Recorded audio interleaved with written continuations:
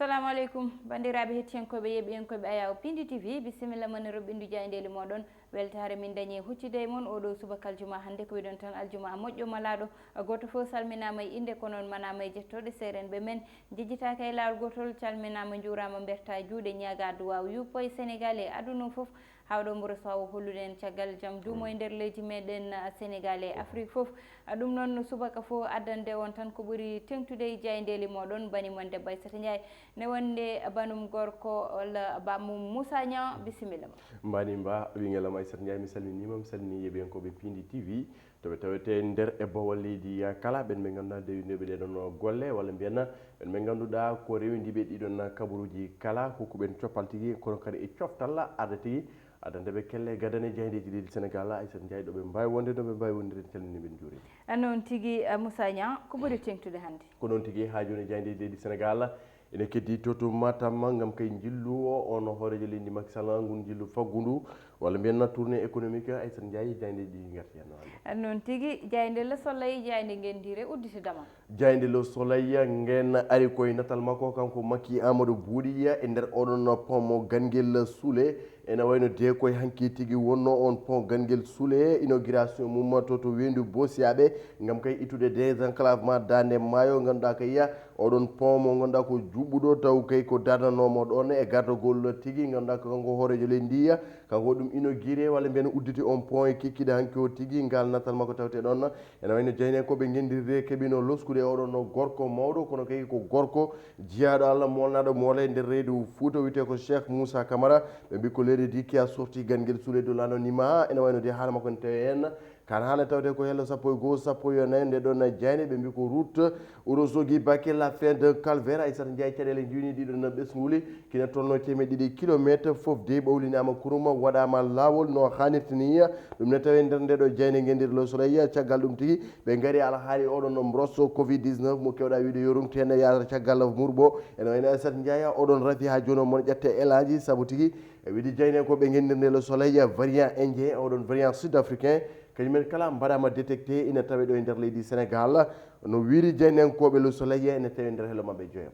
jayde Les Échos rewi hen Les Échos ari koye natal on gorko gardinoɗo toto section mo Colobane wiyete ko capitaine Touré rétrogradé soldat ene wayno de on fonction mo joguino hanki pellital yani walla mbiyen kabaru yani hoorejo leydi ittimo waɗimo radié e nder fonction gendarmerie ene wayno ɗum ko hanki tigui woni hollomto makko tigui o wi ko faute contre l'honneur la probité et les devoirs généraux de militaire ko noon tigui woni sababu guittugol makko ko ɗum no tigui saabi o wiyata wasa hormade wone coppe leydi ndi wasa hormade on constitution wasa hormade kadi ganduɗa ko ɗum ɗon ko joguino woni sababu itedemo kanko capitaine Touré woni ko jeynenkoɓe Les Échos gardine oɗo subaka hande o caggal kan ɓe garti ganduɗa ko alhaali parrainage et bulletin unique suppression d' article encre indélébile ɗen kutorɗe foof ganduɗa ko gam subgoji heewi tigui wannede on encre mo ganduɗa sa wuti a paari ko hen tigui cuuta feɗenuma alhaali parrainage kono kadi bulletin ngaji taw kay ko candidat goto wonata hen ha joni de ganduɗa kay ko ɓeɗon ɓe ganduɗa hokkaɓe fartange jogade alhaali sumgoji leydi Sénégal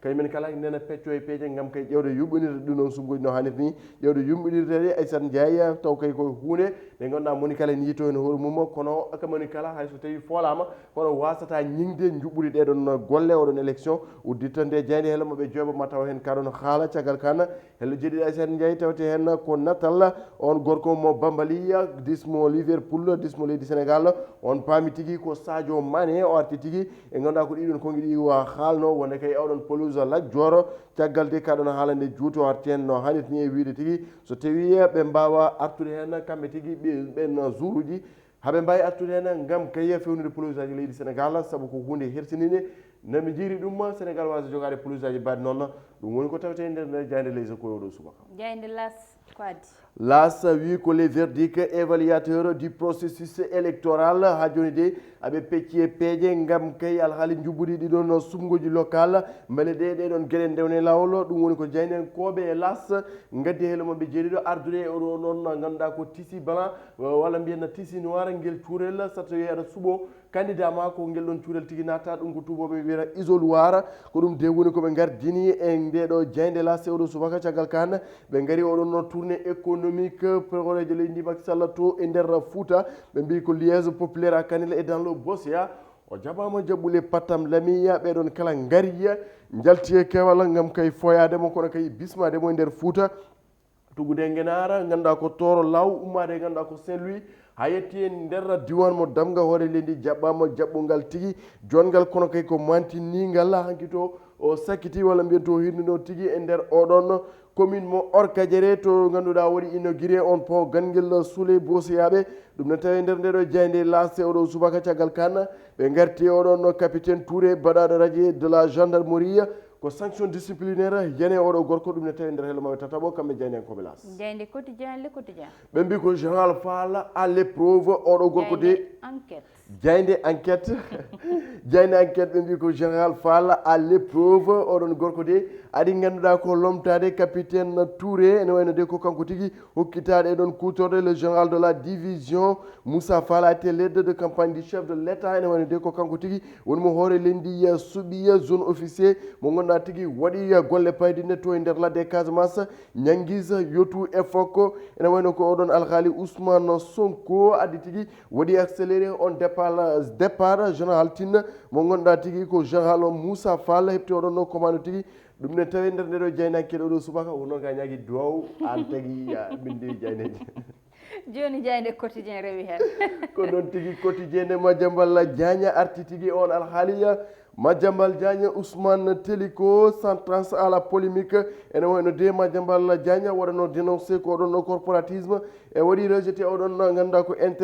oɗon appel mo ganduɗa Ousmane Souleymane Teliko jafoɗon o suuti kongi oɗon honneur makko woni de ko dignité makko mo ganduɗa tigui o wi o laɓɓinani hoore makko nder oɗon affaire l'UFP Madiambal Diagne est victime d'une injustice flagrante ɓeɗon tigui kolliti wonde Madiambal Diagne ala di ko heeɓi ɗum sowona toñede ɗum ne tawi nder hello maɓe tataɓo yadude natal on jomde jayde le quotidien oɗon Ousmane Souleymane Teliko jafoɗon tigui woni ko tawete nder ndeɗo hello tataɓo ndeɗo jayde le quotidien caggal kane ɓe gaari au commandement de la gendarmerie Moussa Fall kañum tigui lomti Jean Baptiste Tine e ardi ko ganduɗa kay ko gendarmerie nationale mo leydi Sénégal capitaine Oumar Touré waɗama radio ganduɗa ko cadre gendarmerie ne tawi hello maɓe Jeene Bidio Aissata Ndiaye caggal kan ɓe gaari apparition oɗon variant mo ganduɗa tigui Institut Pasteur waɗi sonné alerte ene jettini ɓesgu Sénégal wonde de ɗiɗon variant ji variant mo ganduɗa ko leydi Indien e variant mo sud africain ne tawi ɗo nder leydi Sénégal jeyde Vox Populi Vox Populi wi ko Macky itti ganduɗa ko capitaine Touré nder gendarmerie nationale ko faute contre l'honneur la probité et les devoirs généraux du militaire woni tigui ko on communiqué holliri il n'est désormais qu'un simple soldat o wonti tigui ganduɗa ko dadiɗo ganduɗa ko waɗowo servir leydi Sénégal kono de ngal coppal walla mbiyen ngol lefol ngol joguino ittama e makko kanko oɗon capitaine Oumar Touré ɓe garti ha joni Sadio Mané ɗiɗon konguiɗi o suudno o wi maintenant tout cela est derrière moi woni konguiɗi o suutinduma haali ko gasanno gasiya ɗin konguiti woni ko haali o j'ai juste dit ce que j'avais à dire kalmi koko ponnomi haalde ɗum ɗon tigui woni ko arti hen kanko gorko mo Bambali mo ganduɗa oɗo saaha e Aissata Ndiaye kamɓe kala haɓe tawi ɗo e nder leydi Sénégal e oɗon vacance moɓe gaari e yirlade yoga e nokkuji Sadio Mané o arti e kaɗon haala ɗum ne tawi nder heɗo ganduɗa ko yettato nde jeyde Vox Populi jeyde Libération ko addi jeyde Libération ari koye natal oɗon gorko mo leydi Mali mo ganduɗa tigui taweteɗo e nder leydi Sénégal ene wayno de ko kanko tuumayel haali axe Bamako Dakar Bamako e oɗon blanchiment koppareje ganduɗa ko kewɗe tawaɗe nder compte makko kene tolno e sappo e joyyi milliard pawɗi temedde nogas nayyi million pawɗi temedde jeegom e capanɗe joyyi e tati ujunere temedde joyyi e temedere e nogas mbuɗu kanko oɗon gorko biteɗo Moussa Sissoko ene wayno ha joni de loskoni uddita gam kay oɗon banque agricole mo leydi Sénégal ene wayno ha joni losku ngoni jokkiya beele deɗen koppareje holto nanni ɗum holno ɗen koppareje garde makko ene tawe nder ganduɗa ko hello jeeɓo ko enquête exclusive woni ko jeyne koɓe Libération mbaɗe makko caggal kana ɓe garti on général Moussa Fall oɗon gon ganduɗa Macky Sall suuɓi momo lamtade Jean Baptiste Tine e gardingu gendarmerie nationale leydi Sénégal jeyde coftal balle stade uddotodama jeyde coftal balle stade ene tawi hen natal Eric Kane ene tawi hen natal Luka Modric ene tawi hen natal Messi Tony Nane ene tawi hen natal Stoke kono ene tawi hen natal Léo André Messi e natal Luis Suarez ɓen kala ɓe ganduɗa kay ko derby hande hakkude ɓen ɓe ganduɗa ko Angleterre e Écosse hakkude Croatie République tchèque kono tigui hakkude Argentine kamɓe e ɓe ganduɗa ko kamɓe Uruguay deuxiéme journée groupe A Copa America Uruguay de Suarez défi Messi de l'Argentine kanante e nder neɗo jeyde caggal kan Aissata Ndiaye capitaine walla mbiyen 10 mo leydi Sénégal Sadio Mané je ne l'ai pas dit avec une mauvaise intention ɗiɗon kongi o suutirani ɗum gam adde fitina kono de o suuti tigui ko yiyande makko e oɗon pelouse stade Lat Dior mo Thiès ene tawi nder hello Diobo nde jeyde stade coftal ɓalle leydi Sénégal ɗum de woni ko ganduɗa tawte kelle gadane jeydeji leydi Sénégal noon tigui Moussa Nia ko ɗum uddata banggal roɓɓindu jayndeli ko ɓurno tengtude e jayndel ɗi nanɗon ɗum noon gareten koye banggal gongal no subaka fo ko arande on tan e banggal yiyete sport no aljuma fo koye konngudi Sadio Mané ɗiɗon keɗɗotomi nde o haalata wona ñingde walla ruttinde leydi makko caggal saabi o suutuno ɗiɗon konngudi kono ko yidde yo fewde aɗa andi caggal ɗin konngudi nde o suuti ɗum kanko Sadio Mané wiide tan pelouse mo stade Lat Dior moƴƴani kanko jagorde joguiɗo banggal yete coftal ɓalli kankone o jabtino hen ko wiide yete ɗo ɗum ɗo yete wona Liverpool Moussa Nia mbeɗi sikki so Sénégal no foti yeehi ha ine fonde e club neɗɗo ne foti jewtade hoore muɗum walla ko haalta ko neɗɗo ne foti dañde kadi ambition mbeɗi sikki ambition Sénégal ne foti wirtade hande ina tolnodira hoore mum eko wayno club saabu wiide Sénégal wona Liverpool ɗum ɗon mbe sikki so nanama ko konngudi kersiniɗi kanko kadi yomo ganduɗa woni Cheikhou Kouyaté mataw o yaɓɓi tan koye koyɗe Sadio Mané e wiide pelouse stade uji moƴƴani foti ko ƴewtede te ɗum noon woni gonga tigui Moussa Nia ko noon tigui kanko Cheikhou Kouyaté Aissata Ndiaye e jokkude hen o wi so tawi laamu leydi Sénégal wawa fewnude kamɓe aɓe mbawi wadde cotisé kamɓe ɗiɗon jouri leydi Sénégal ɓe pewna aɗa andi ko hulɓini hen Sénégal hande woni premier pays ganduɗa ko mo classement FIFA ardini hande waɗa 23 walla 25 mois ganduɗa ko Sénégal ardi dunde Afrique foof meilleure équipe nder Afrique e nder mondial kadi ganduɗa ko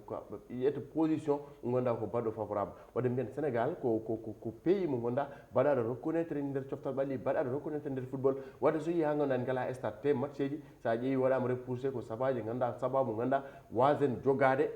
pelouse mondial wasde bismade woni potité woni éliminatoire mondial 2022 te ɗeɗon potité banggue goɗɗo jonte ɗum pelouse o moƴƴani yimɓe fof ne gandi coupure d' électricité teskat toon yimɓe fof ne gandi hay so tawi ganduɗa ko stade baɗaɗo sentinelle ene wayno stade o waɗaka équipé comme il faut e sen jeeyi sa yi hande stade amitié mo ganduɗa ko stade Léopold Sédar Senghor mo mbiten ɓurɗo mawnude sa yi saraji makko wiyani ya dar saraji makko sa naari saraji makko jiira ko kuru juru a wawa hay fofde nder makko ala ko jiira toon jiira toon ko leɗɗe ganduɗa ko ɗum ko wiire bamammeje jiira toon ko jiira ɗum ko huuɗo oɗon pelouse yoori ha laaɓi cer aɗa wawi yaade ratoma mbaɗa ngal ɗon gubbal jaltina yimɓe yo kaldu gonga Sénégal équipe nationale men mari mérité nous avons les plus grands joueurs du monde hande kala club mo jaaɗa e nder Europe ma taw toon joueur Sénégal najo hande nous avons le meilleur gardien meilleur joueur meilleur attaquant meilleur milieu de terrain meilleur sentinelle les meilleurs défenseurs wadde équipe type joguiɗen eɗen mbiya ganduɗa ko oɗon mayo équipe nationale du Sénégal sohli hoodere Aissata Ndiaye jogoɗen stade uji hande stade ganduɗa en ngala hay stade goto en mbawa wadde organiser coupe d' Afrique en mbiyen eɗen sohli coupe d' Afrique te coupe d' Afrique nde watte ɗo nde minen min jibinaka c'était en 1992 e min miijoni nden holno coupe d' Afrique waɗirno hol stade uji ɗi waɗirno hande sen jiiɗi wadde organiser coupe d' Afrique en ngala hay stade goto te coupe d' Afrique il te faut 6 walla 7 walla 8 stade ganduɗa kadi en jog complexe to jomumen mbaɗi entraînement Sénégal yo cahano iw aɗa andi hande Moussa Nia stade o mo ganduɗa kañum wiyeteno stade de l'amitié hande ni wiye stade Léopold Sédar Senghor ko stade mawɗo mo ganduɗa ete mataw nden ni Sénégal koko hokkano ɗum e hitande 1992 nde foti